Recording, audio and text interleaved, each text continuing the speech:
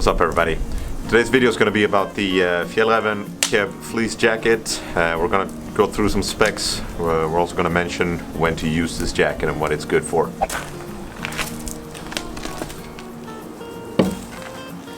The design of the jacket is pretty basic. You have the main zipper here.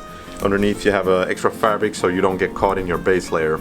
The zipper goes all the way up, so it will protect your neck from the elements and the wind. You can also close it up like this so you get real tight and snug. Really protect yourself when it's really cold outside. Also comes with a chest pocket here on the side. A lot of rooms, it's very stretchy. Used for your room for your cell phone and everything like that.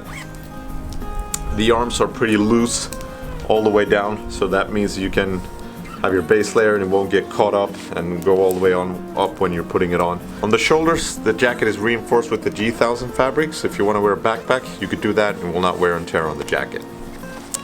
The jacket is pretty loose around the waist. It goes pretty far down so you can protect yourself from the cold, even on your back.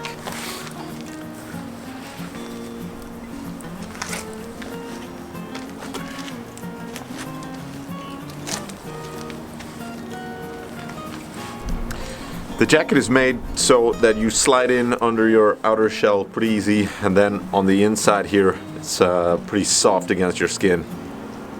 That's a really nice feature when you're wearing it for longer periods of time.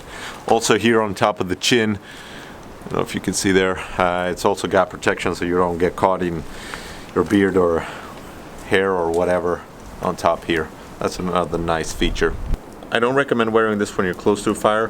Sparks and other debris can come out of the fire and will easily stuck to your jacket and melt it. This is a very versatile piece of equipment. On warmer days you can wear it at night or in the evening when it starts to get a little bit chillier outside. And on colder days you wear it all day as a middle layer.